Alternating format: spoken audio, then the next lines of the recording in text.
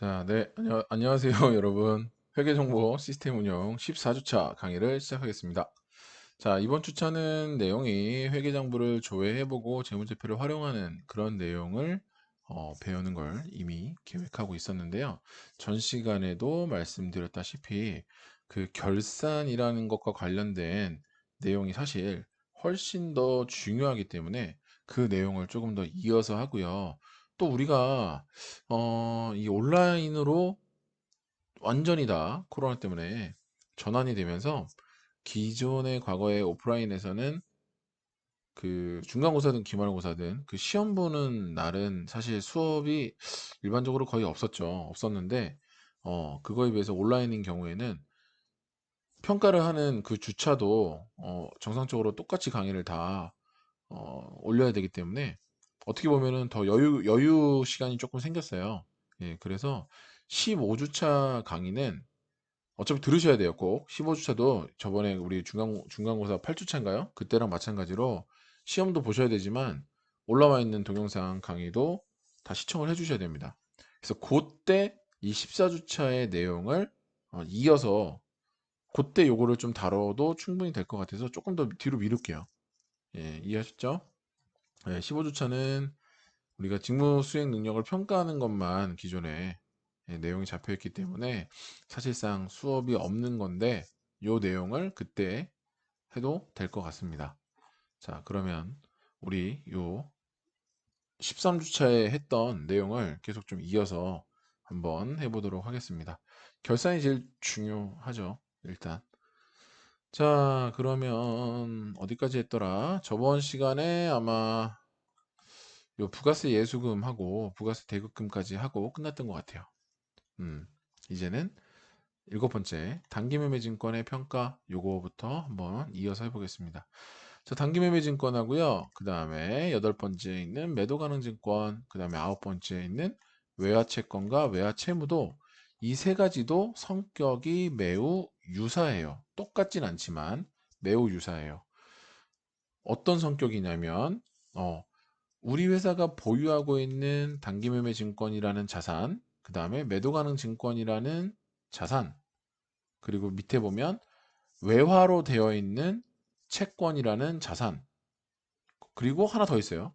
외화로 되어 있는 부채, 뭐 차입금 같은 그런 부채, 외화로 되어 있는 부채, 이거에 대해서 기말 현재 실제로 가치가 어느 정도 되는가를 확인한 다음에 기존에 이미 우리 회사 장부에 적혀 있는 그 금액하고 차이 금액만큼을 평가를 통한 이익이다 혹은 평가를 통한 손실이다 이렇게 인식해야 한다. 이게 바로 우리 이 세 가지 주제에 대한 결산분계의 핵심적인 내용입니다.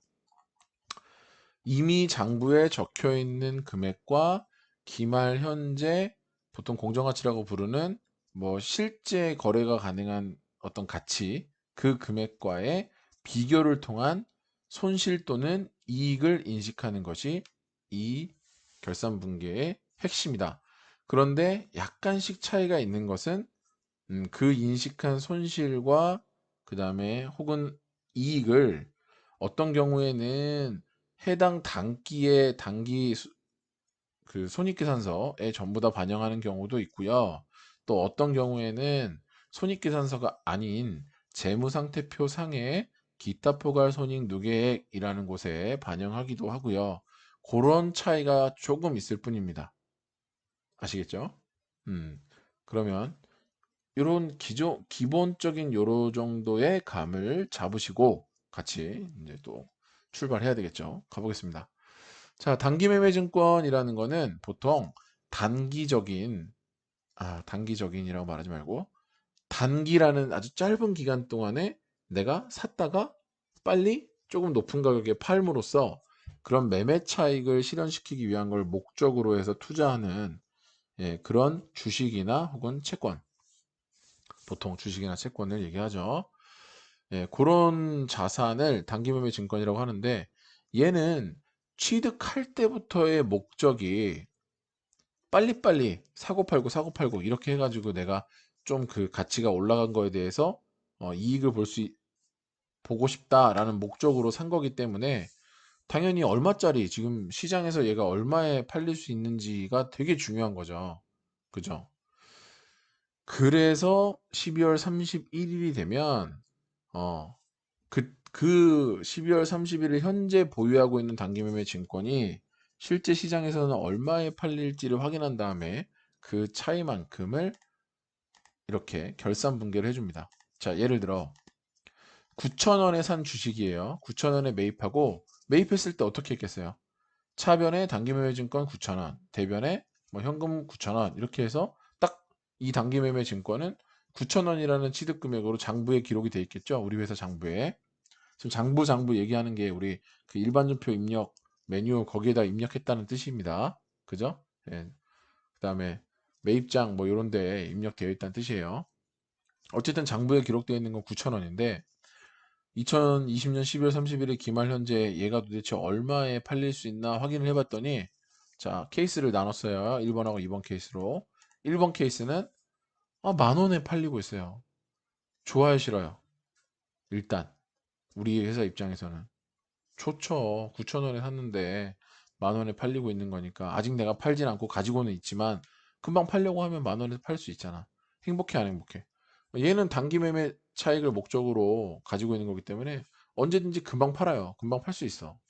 자, 그래서 여기는 1번 케이스는 기말의 공정가치가 만 원이고 기존의 장부가액이 9,000원이기 때문에 기말 공정가치가 더 큰 경우예요. 이때는 행복하지. 행복하니까 단기 매매 증권 평가 뭘까요? 이익일까 손실일까? 네, 이걸 뭐 손실이라고 하는 사람 없겠죠.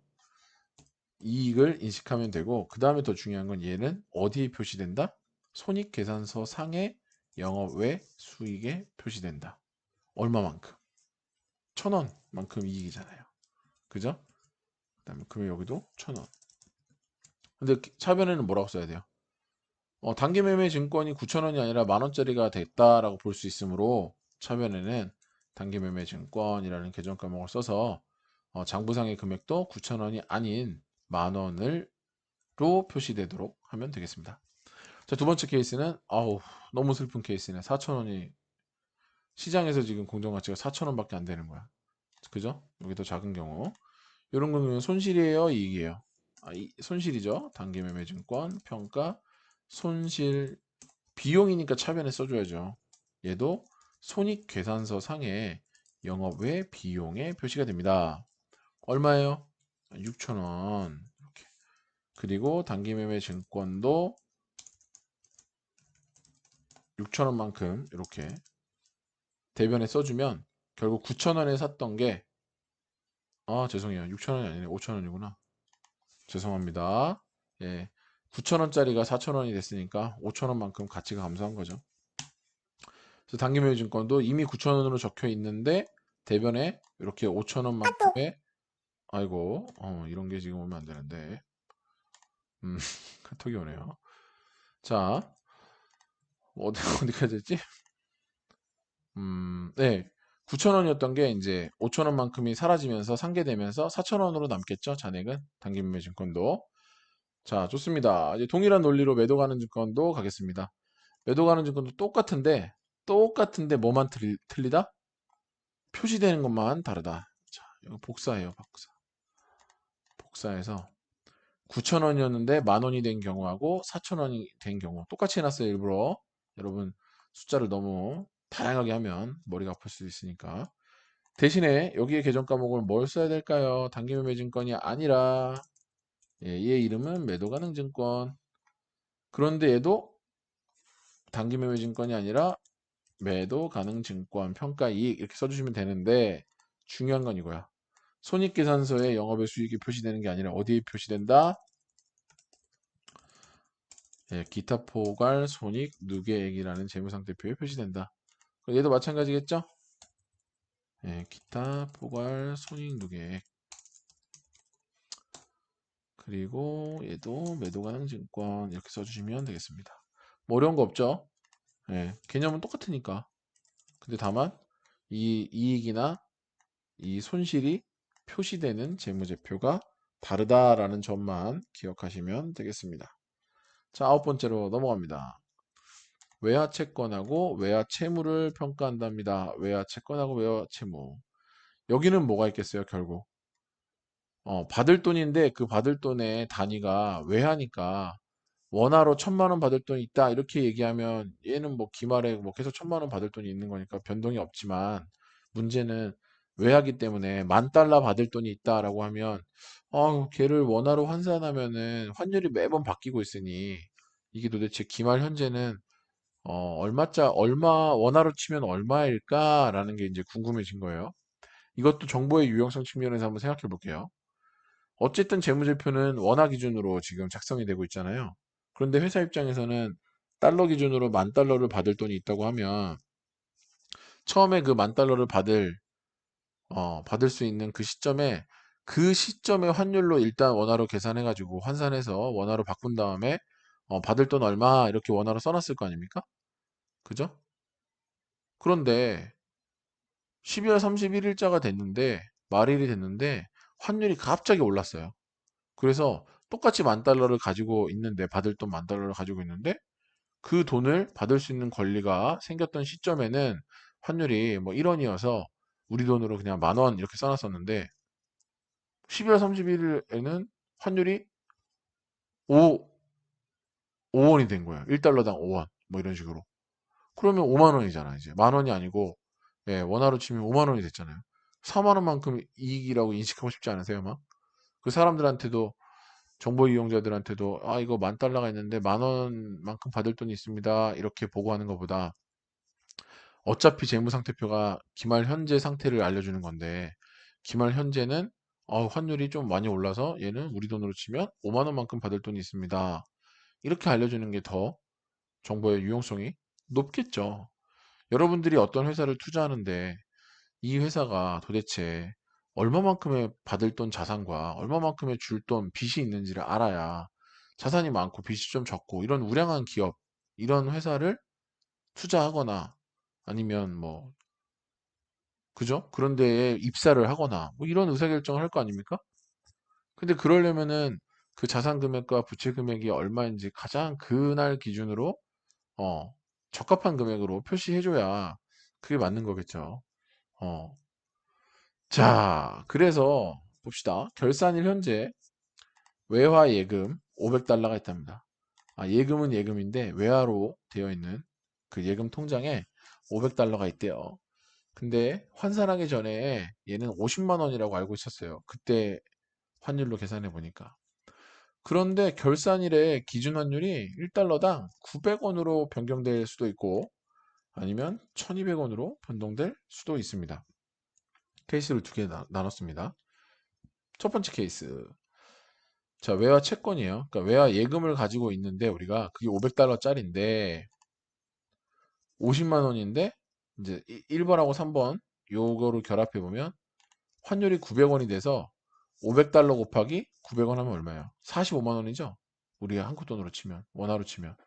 그러니까 50만 원짜리인 줄 알았는데 이 외화 예금에 있는 잔액이 원화 가치가 기말 환율로 환산을 해보니 환율이 900원이 되면서 45만 원밖에 안 되는 거예요. 그러면 좋아요, 싫어요? 싫지. 싫으면 이익이에요, 손실이에요? 손실이지. 손실이면 비용이니까 왼쪽에 적어요, 오른쪽에 적어요? 왼쪽에 적죠. 지금 이런 개념들을 아직도 헷갈려하는 사람은 없겠죠. 외화. 그리고 이런 경우에 계정 과목은 외화 환산 손실 이렇게 써주시면 되겠습니다. 얼마예요? 50만 원인 줄 알고 있었는데 환율 기말 환율로 환전해 보니까 45만 원 됐으니까 5만 원만큼 손실이네. 대변에 뭐 쓰면 좋을까요? 그 대상 가지고 있는 채권 자체 외화 예금 금액을 이미 장부에 50만 원으로 적혀 있으니까 45만 원으로 바꿔줘야 되겠죠? 5만 원만큼 줄여준다. 자, 두 번째 케이스는 1번, 4번이에요. 여전히 외화 예금이니까 외화 채권에 해당되는 건데 환율이 오히려 1,200원이 됐어요. 지금 1번, 3번 케이스, 1번, 4번 케이스 이거는 1번은 다 내 자산이에요. 2번은 내가 가지고 있는 부채야. 그러니까 원화로 환산한 금액이 자산일 때는 환산했을 때 금액이 더 커지면 50만 원보다 커지면 땡큐. 50만 원보다 작아지면 유유. 그죠? 자산이니까. 내가 가지고 있는 자산의 가치가 내가 기존에 적어놨던 장부가액보다 커지면 좋은 거지. 근데 1200원이라고 환율이 바뀌었으니까 500달러 곱하기 1200원 하면 얼마예요? 60만 원인가? 500달러 곱하기 1200원. 60만 원이죠. 네. 그러면 얼마만큼 올랐어요? 10만 원만큼 올랐네. 그죠? 요 경우에는 환산 전의 장부가액이 50만 원이었는데 환산 후의 장부가액이 60만 원으로 10만 원 올랐으니 좋아요, 싫어요? 좋죠. 좋으니까 손실이에요? 이익이에요? 외화 환산 이익 10만 원. 그다음에 여기는 외화 예금도 이제 50만 원이 아니라 결산일의 기준 환율에 맞춰서 60만 원으로 표시하고 싶으니까 기존의 50에 10만 원만큼을 더 더해주면 60만 원으로 표시가 되겠죠? 맞습니다. 자, 그리고 이제 세 번째 케이스로 가보겠습니다. 세 번째 케이스는 이제 외화 차입금이에요. 내 입장에서 부채야, 부채. 외국에서 500달러를 빌린 거야. 예, 빌려서 이거 갚아야 돼. 근데 환산한 기준, 제가 이렇게 말이 꼬이죠? 너무 죄송합니다. 결산일이 되기 전에 그 전에 환산해 보니 50만 원을 한국 돈으로 갚으면 되겠다 생각을 하고 있었어요. 그런데 결산일 날 기준 환율을 보니까 900원이 됐어요, 환율이. 그럼 얼마예요? 95? 45? 45만 원이네? 우와, 50만 원 갚아야 된다고 생각했는데, 그죠? 근데 90만 원, 45만 원만 갚으면 돼. 좋아요, 싫어요? 좋지. 그러니까 이 경우에는 똑같이 외화 환산 이익이죠. 얼마요? 5만 원. 그리고 여기는 외화 차입금이 50만 원만큼 부채가 있는 줄 알았는데 5만 원만큼 줄어들어야 되겠죠. 부채가 줄어들었어. 오, 좋다. 땡큐. 이렇게 됐고요. 그리고 네 번째 케이스.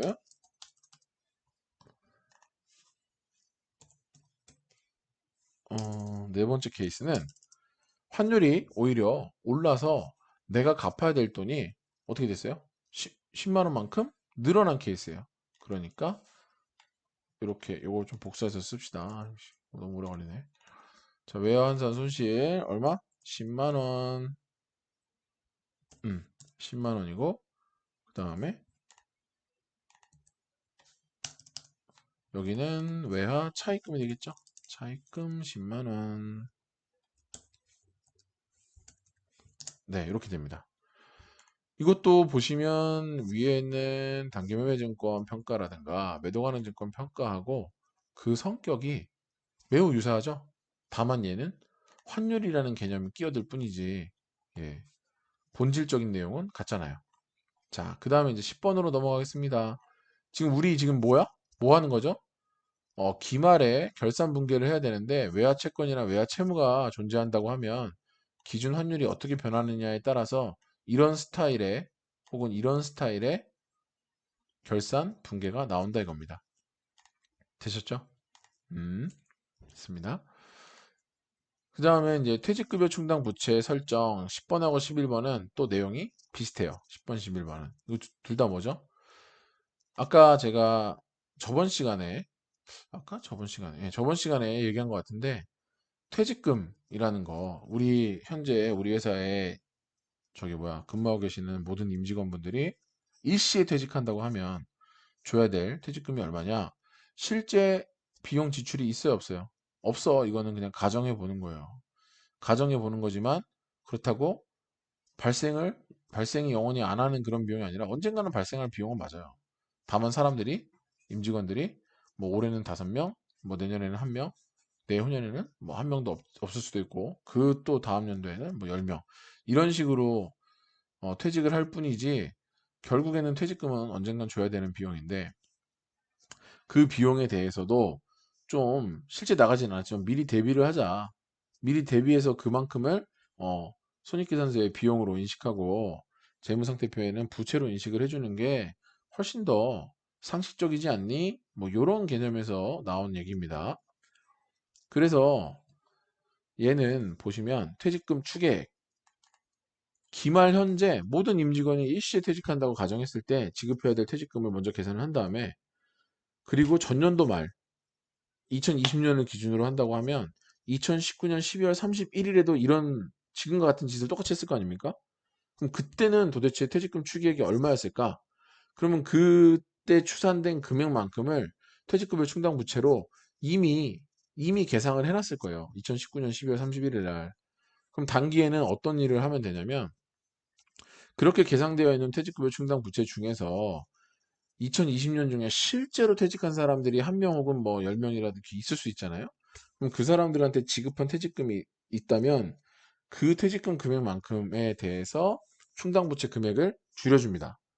그럼 줄여주면 전기 말에 설정했던 금액에서 단기에 실제 퇴직한 사람들이 있으면 그 사람들한테 실제로 지급한 금액만큼을 그 충당부채와 상계해주는 처리를 해주고, 그럼 충당부채가 좀 줄어들어 있겠죠. 어쨌든 줄어들었는데 잔액이 있겠죠. 2020년 12월 31일 현재 잔액이 있겠지. 그 잔액하고 다시 새롭게 2020년 말 현재 기준으로 또 그 당시에 존재하는 모든 임직원들이 퇴직한다고 가정하면 얼마만큼의 퇴직금을 총 지급해야 되는가를 계산한 다음에 그 두 개 차이, 이미 기말 현재 남아있는 장부상 남아있는 퇴직금 추계하고 새롭게 추정한 금액의 차이만큼을 추가로 퇴직급여 충당 부채로 잡아주면 결론적으로는 2020년 말 현재 새롭게 추정해본 퇴직금 총액만큼이 결국 또 퇴직급여 충당 부채로 계상되게 되겠죠. 이해되셨나요? 자, 예시. 결산일 현재 퇴직급여 추계액은 1,500만 원이다. 그러니까 2020년 말 현재 우리 회사 임직원들이 전부 다 퇴직하면은, 현재 있는 임직원들 기준으로 전부 다 퇴직하면은 1,500만 원 퇴직금으로 줘야 되겠네. 이런 계산이 섰어요.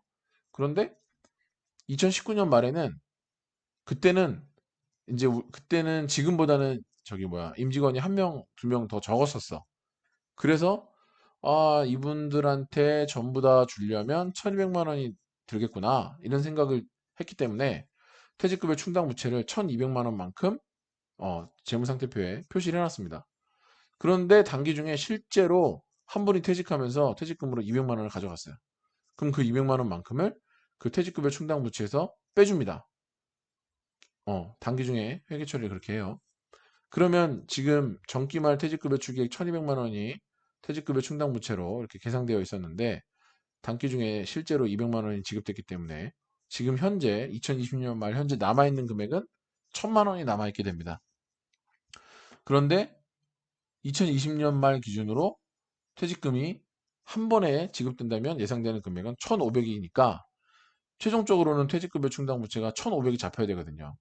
근데 이미 1,000만 원이 잡혀 있잖아요. 그러니까 얼마만큼 더 잡으면 돼? 500만 원만큼만 더 잡으면, 더 계산해주면 되겠죠. 그러니까 이런 것들을 이렇게 머리를 써서 계산을 한 다음에 우리는 이렇게 한 줄에 결산 분계만 해주면 되는 겁니다.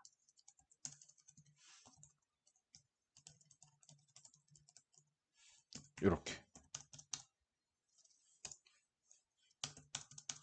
되셨나요? 어 이렇게 해놓으면 결국 재무상태표상의 부채 쪽에 퇴직급여 충당 부채에 최종적으로 표시되는 금액은 얼마다? 1,500이 표시되죠. 왜?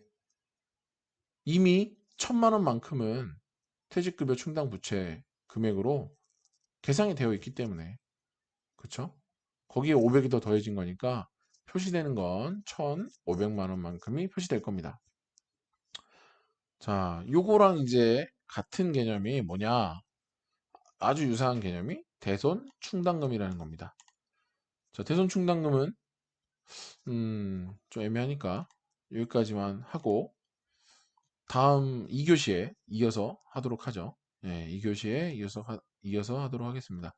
근데 퇴직급여 충당 부채를 잘 이해하시면은, 예, 요 11번에 대손 충당금도 거의 동일한 논리이기 때문에, 물론 세법상 그 세무 얘기할 때 조정이나 이런 것들은 조금 다르지만 방법이, 네, 그래도 논리는 거의 비슷하기 때문에 지금 이 회계 수준에서는 충분히 이해하실 수 있을 거예요.